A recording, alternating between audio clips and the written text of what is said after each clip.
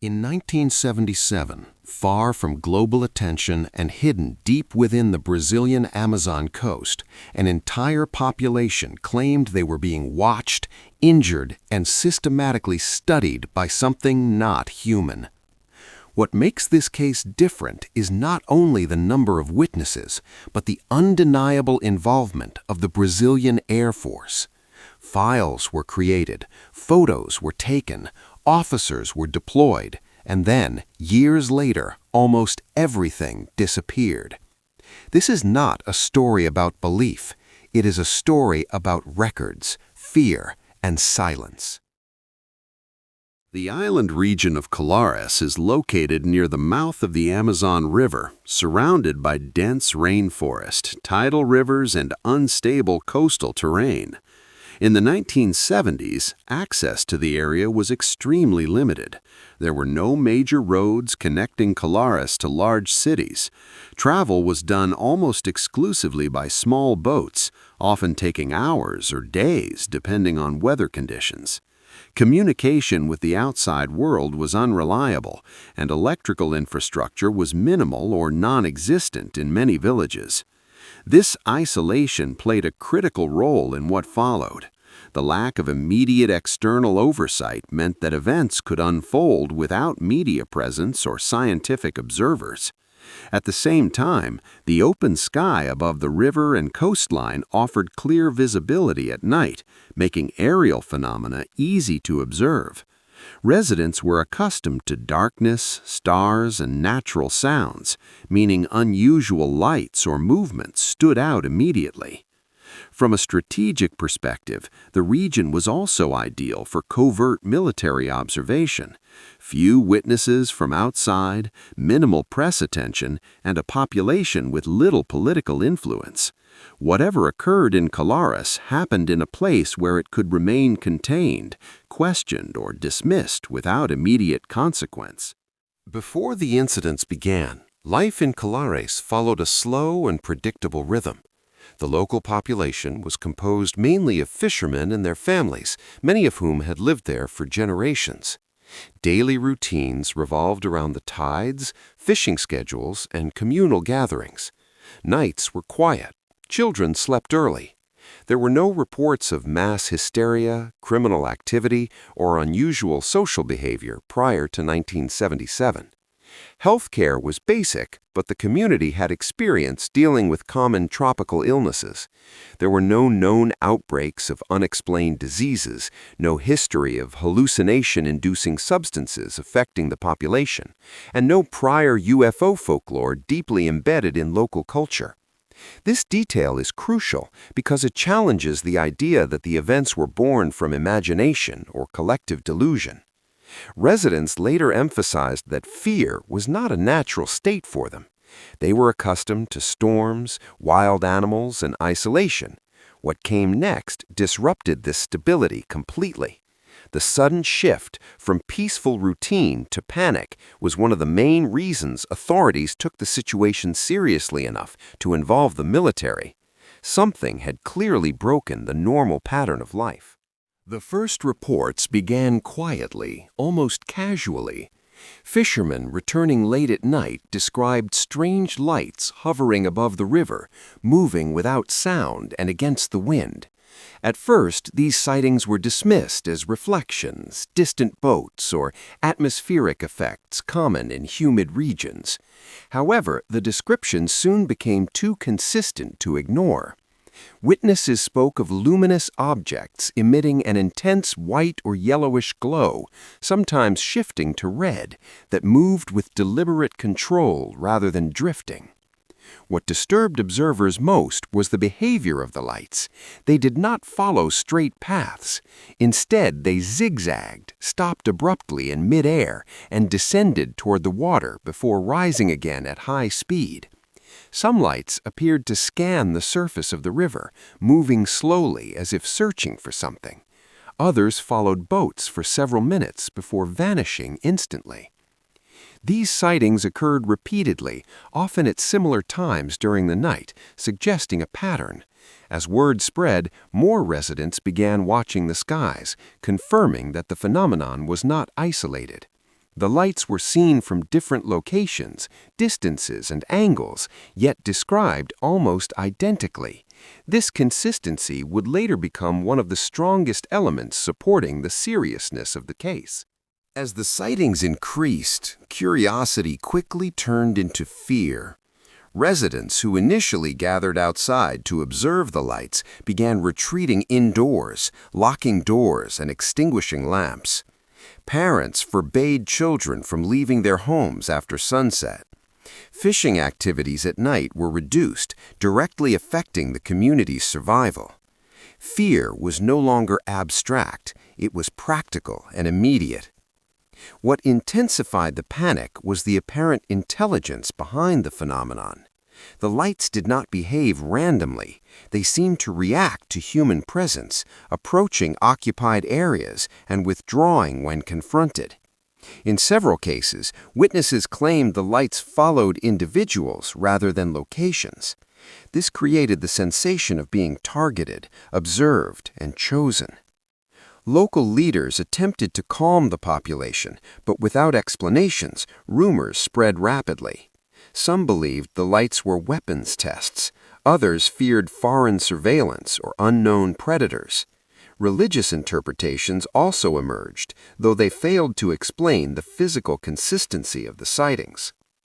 By the end of this phase, fear had altered daily life. Sleep deprivation, anxiety, and collective tension became widespread. The community was no longer asking what the lights were, but why they were there. The situation escalated dramatically when residents began reporting direct physical effects after encounters with the lights. Individuals claimed that narrow beams of light were projected from the objects, striking them with precision. Those affected described an immediate sensation of heat, followed by weakness, dizziness, and intense fatigue. In some cases, victims collapsed shortly after exposure, unable to stand or speak for several minutes. Visible marks were frequently reported.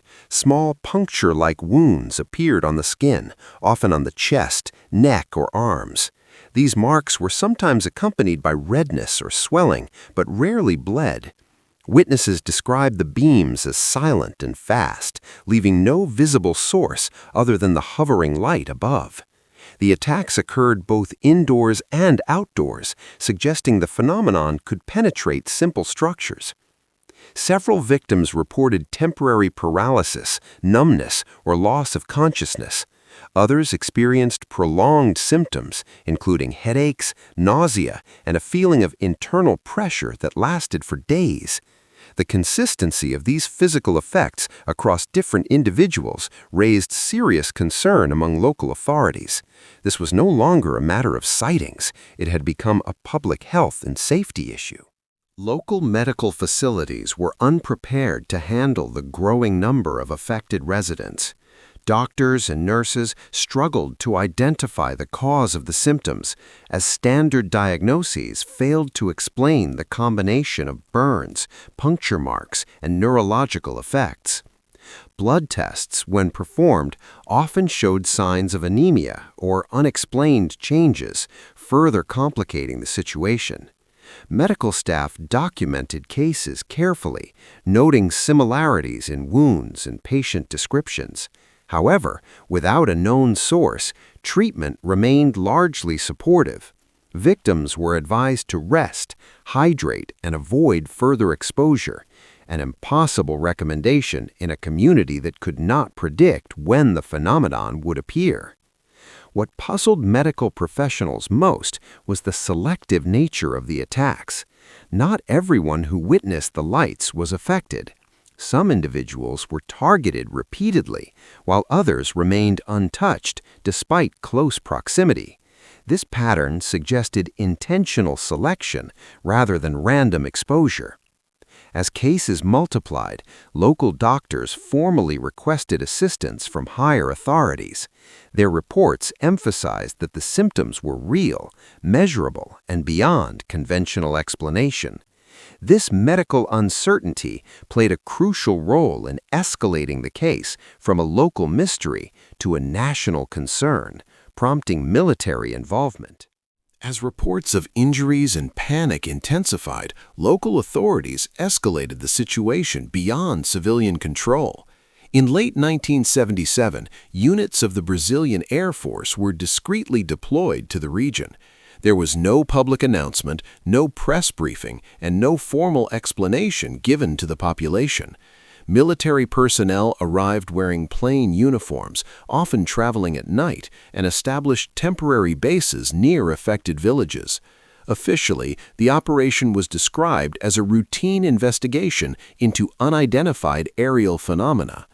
Unofficially, residents quickly noticed that the military presence was unusually serious. Soldiers conducted night patrols, interviewed witnesses repeatedly, and imposed informal restrictions on movement after sunset. Some areas were quietly cordoned off, especially near rivers and open clearings where sightings were most frequent. The operation was later referred to internally as Operation Prato, though this name was never widely disclosed at the time. The secrecy surrounding the mission suggested that authorities were dealing with something they did not fully understand. The lack of transparency fueled fear among residents, who began to realize that the phenomenon was being treated as a potential threat rather than a curiosity. The arrival of the military marked a clear shift. What began as unexplained lights was now considered a matter of national concern. One of the most significant aspects of the military involvement was the systematic documentation of events. Air Force personnel recorded detailed testimonies from civilians, including timelines, descriptions of the objects, and physical symptoms experienced after encounters. Sketches were made based on witness accounts, and patrols logged sightings with precise dates and locations. Photographic and video equipment was reportedly used during night operations. According to later statements by involved officers, multiple images of luminous objects were captured, some showing structured forms rather than simple points of light. These materials were classified immediately and transferred to higher command levels. None were released to the public at the time. What makes this documentation particularly compelling is its scale. This was not a single report or isolated memo, but an organized archive compiled over weeks. The existence of such records confirms that the military took the phenomenon seriously enough to commit resources, manpower, and technology. However, despite repeated requests from researchers and journalists in later decades, much of this documentation remains inaccessible or partially missing. The gap between what was recorded and what has been released continues to raise questions about the true nature of what the military observed during Operation Prato. Witness descriptions of the objects observed during the 1977 events were remarkably consistent, despite coming from different locations and social backgrounds. Most describe them as metallic or luminous structures, often cylindrical or disc-shaped, with defined edges rather than diffuse light. Some accounts mentioned elongated forms resembling tubes, while others described compact, rounded objects hovering silently above the ground or water. What drew the most attention was the way these objects moved. Unlike conventional aircraft, they made no audible noise and showed no visible propulsion systems. They could accelerate instantly, change direction at sharp angles, and stop mid-air without deceleration. In several cases, objects were observed descending slowly toward rivers or rooftops before ascending rapidly out of sight. These movements suggested controlled flight rather than natural phenomena. The objects appeared unaffected by wind, weather, or gravity in ways consistent with known technology. Military observers reportedly noted similar behavior, reinforcing civilian testimony. The repeated observation of structured forms and intelligent movement patterns challenged explanations such as atmospheric anomalies or experimental aircraft. The objects behaved as if they were being actively piloted or remotely guided, raising serious questions about their origin and purpose. The light emitted by the objects was not uniform or random.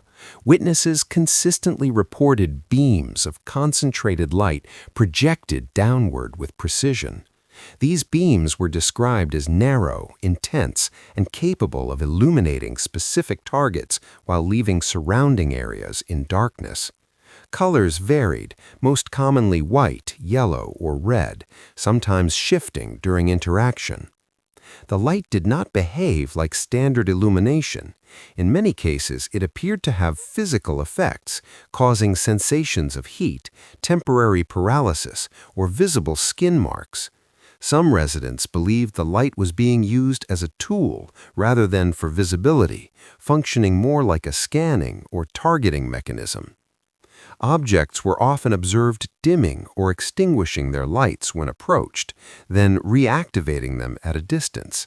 This suggested a level of awareness and response to human behavior. The ability to control intensity, direction, and duration further supported the idea of deliberate operation. For investigators, the behavior of the light became one of the strongest indicators that the phenomenon was neither accidental nor natural. It implied technology capable of interaction, observation, and possibly experimentation, an unsettling implication that remains unresolved decades later. As the events continued, a troubling pattern began to emerge. The phenomenon did not affect the population randomly. Certain individuals were repeatedly targeted, while others who were present in the same locations were left untouched. This selective behavior was noted both by civilians and by military observers tasked with documenting the incidents. Victims often reported that the objects appeared to follow them over consecutive nights. In some cases, individuals who had already been injured or weakened experienced further encounters, suggesting a form of tracking or identification. This raised concerns that the phenomenon was capable of recognizing specific people, possibly based on biological or behavioral factors. Notably, many of those targeted lived in isolated homes or traveled alone at night, such as fishermen returning from the river. However, this was not a consistent rule, as attacks also occurred in populated areas. The lack of a simple pattern made the selection process even more disturbing. From an investigative standpoint, this behavior strongly implied intelligent decision-making. Natural phenomena do not choose individuals. Experimental aircraft do not selectively return to the same civilians. The apparent ability to identify, follow, and repeatedly engage specific targets remains one of the most compelling and unsettling aspects of the 1977 case. Beyond direct encounters, witnesses reported long periods of observation without interaction. Objects were seen hovering at fixed altitudes, maintaining position for extended durations, as if monitoring activity below. These surveillance-like behaviors were often repeated in the same locations across multiple nights, indicating deliberate area selection. Residents described feeling watched even when no light was visible. Dogs reacted aggressively to empty areas of the sky, and sudden electrical disturbances were reported shortly before sightings. These subtle indicators suggested the presence of the phenomenon even when it was not directly observable. Military logs later referenced recurring flight paths and timing patterns, reinforcing the idea of systematic monitoring. The objects appeared to follow predictable routines, arriving at similar hours and departing in the same directions.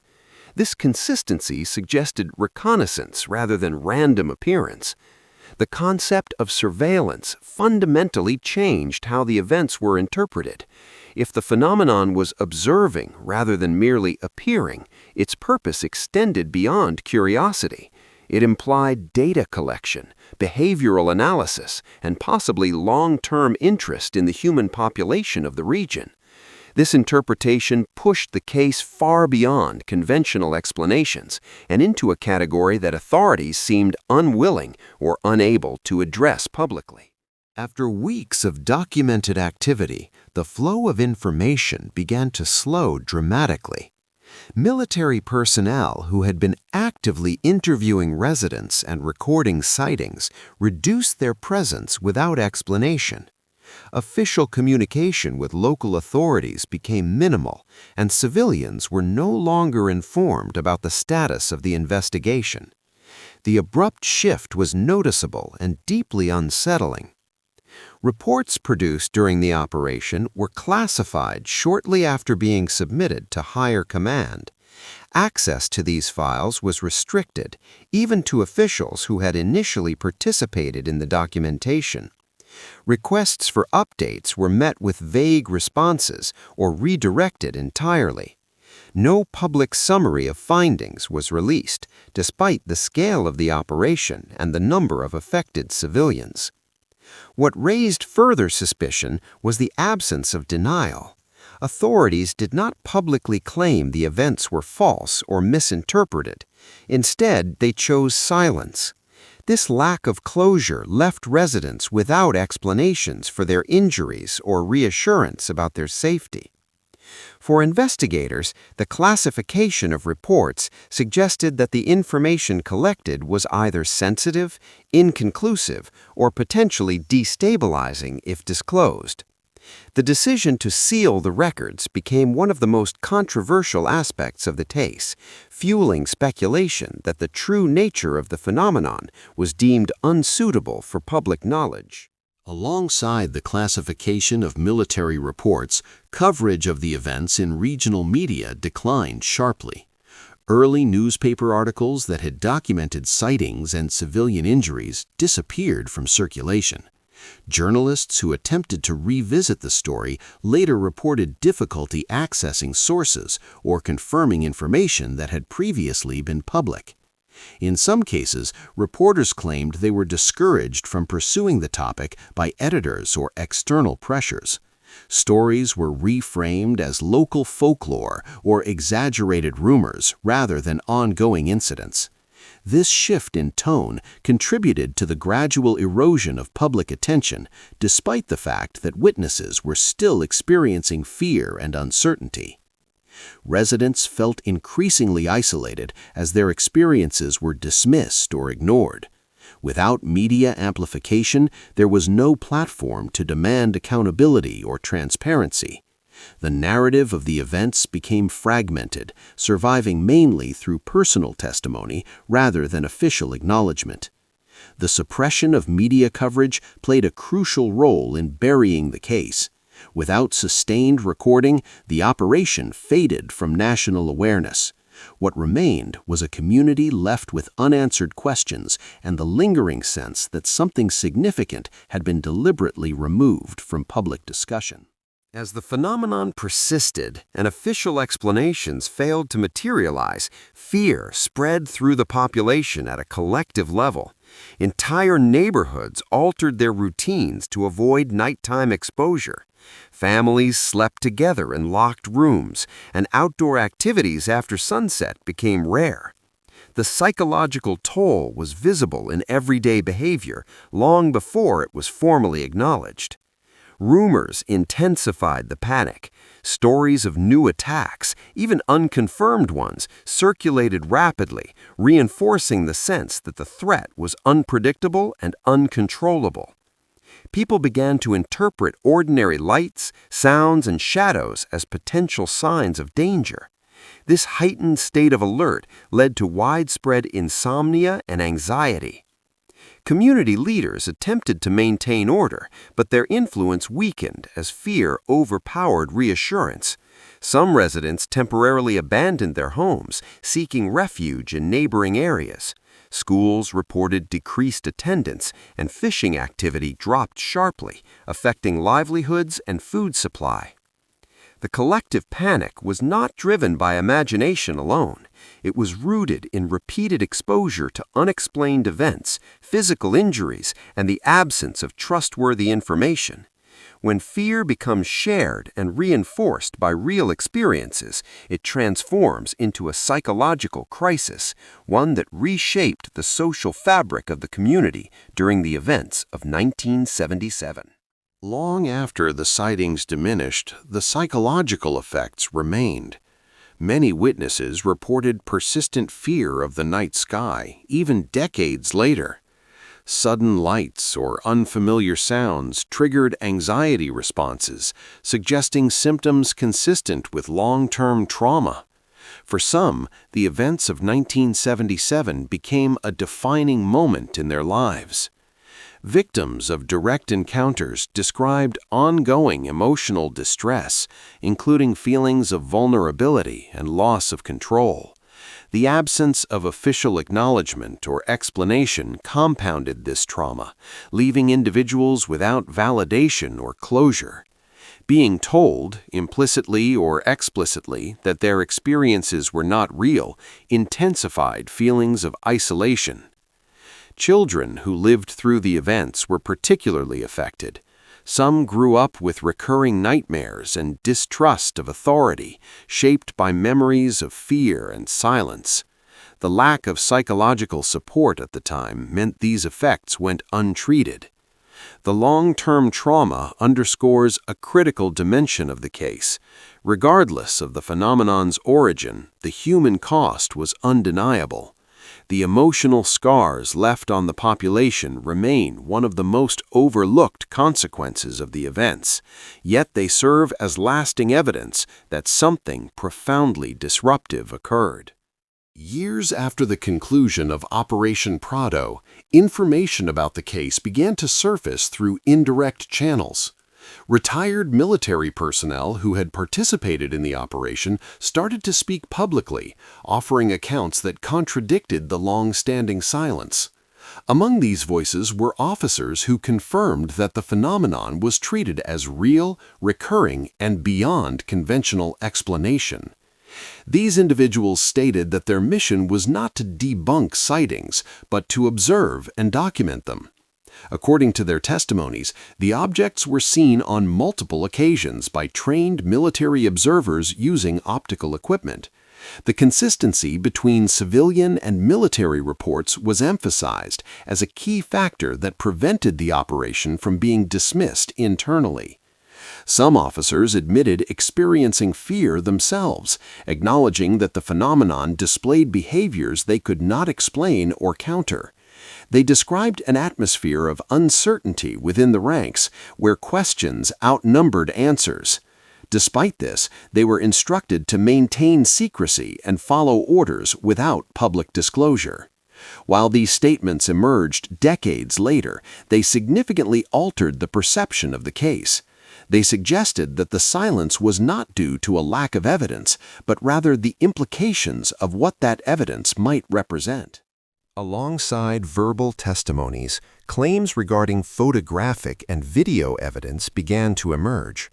Former personnel stated that numerous images of the objects were captured during nighttime surveillance operations. These materials purportedly showed structured craft emitting controlled beams of light, distinct from known aircraft or natural phenomena. According to these accounts, the footage was reviewed internally and classified shortly thereafter. Copies were not retained by field units, and all original material was transferred to Central Command. The officers emphasized that the images were clear enough to warrant concern, but not publicly released due to their potential impact. Over the years, partial documents and low-quality reproductions have surfaced, though their authenticity remains debated. What remains uncontested is that photographic documentation was officially acknowledged to exist. The absence of this material in public archives has become one of the strongest arguments supporting claims of suppression. If the evidence was inconclusive, critics argue, there would be little reason to withhold it. The continued unavailability of the images leaves a critical gap in the historical record and a lingering question about what they truly revealed. Decades after the events of 1977, Operation Prato remains incomplete in the public record. Although authorities have acknowledged the existence of the operation, only a fraction of the original documentation has been released. Many reports referenced in internal communications are absent from archives, and key materials such as photographs, videos, and medical evaluations remain classified or unaccounted for. Researchers who have requested access to these files often encounter administrative barriers, delays, or partial disclosures that omit critical details. In some cases, documents appear to reference attachments or appendices that no longer exist. This fragmentation has made it impossible to reconstruct the full scope of the investigation using official sources alone. The missing files represent more than bureaucratic gaps. They suggest that decisions were made to control how the case would be remembered or forgotten. Whether this was done to prevent public panic, protect institutional credibility, or conceal unknown capabilities remains unclear. What is certain is that the absence of these records has transformed Operation Prato into one of the most debated and contested cases in modern ufology. The truth, whatever it may be, appears to be locked behind documents that have yet to see the light of day. Despite decades of analysis, the central questions surrounding the case remain unanswered. What were the objects observed over Colares? How were they able to maneuver with such precision and remain undetected by conventional defenses? And perhaps most disturbing, why did they interact directly with civilians? Skeptical explanations, such as misidentified aircraft or psychological contagion, fail to account for the physical injuries, military documentation, and consistent witness testimony. At the same time, extraordinary explanations raise implications that many institutions are unwilling to confront. The legacy of Operation Prato is not defined by conclusions, but by uncertainty. It stands as a reminder that some events resist easy categorization, existing in the uncomfortable space between denial and disclosure. For the residents who lived through it, the case is not a mystery, it is memory. And until all records are released and openly examined, Operation Prato will remain a symbol of how fragile the boundary is between what is known and what is deliberately left unexplained.